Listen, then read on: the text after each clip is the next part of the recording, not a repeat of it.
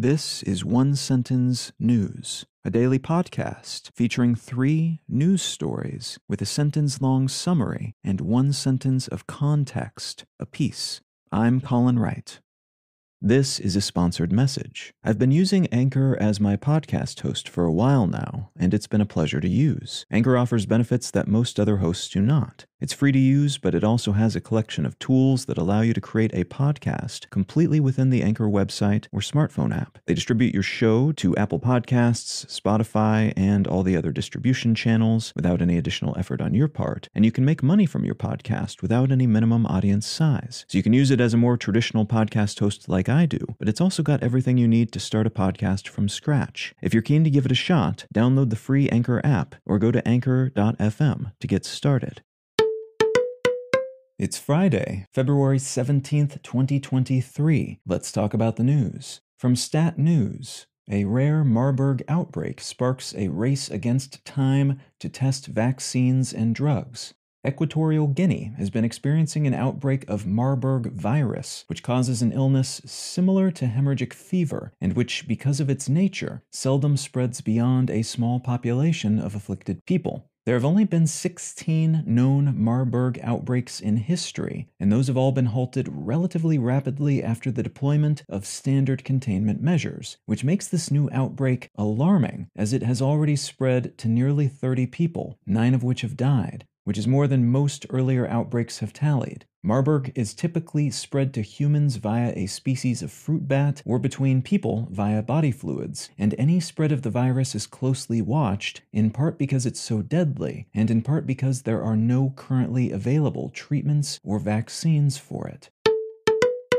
From Axios, Tesla will open charging network to other EVs. US-based electric vehicle company Tesla has agreed to make its EV charging network available to drivers of EVs made by other companies, not just Tesla, following substantial lobbying by the Biden administration. The U.S. government is deploying gobs of money to stimulate EV production and infrastructure, including the construction of more EV chargers throughout the country. They're aiming for 500,000 of them by 2030. But that will take time, and Tesla has already invested in and built more chargers than any other US-based entity, with thousands of them available, including in otherwise charger-starved regions. This agreement, then, should substantially bulk up the number of chargers available to EV drivers in the short term, though most such drivers will likely need an adapter to use Tesla chargers, as they utilize a different charging standard than those used by other automakers. And from Ars Technica, Blue Origin makes a big lunar announcement without any fanfare.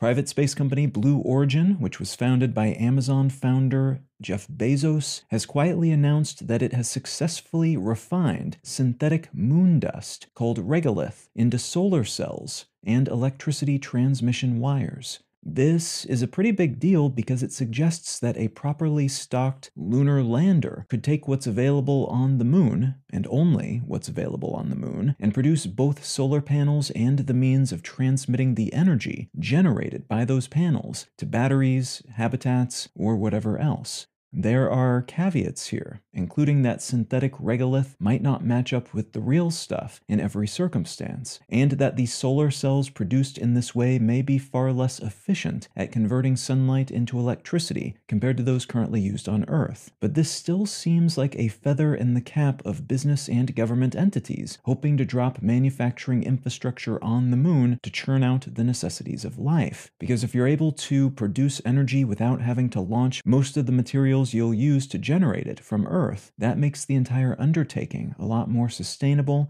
and affordable. If you're finding some value in One Sentence News, consider leaving a quick review wherever you get your podcasts and/or sharing the show with a friend. You can find out more about this show or subscribe to the email version at onesentencenews.com. And you can support this and other related projects, like the Let's Know Things and Brain Lenses podcasts, at understandery.com.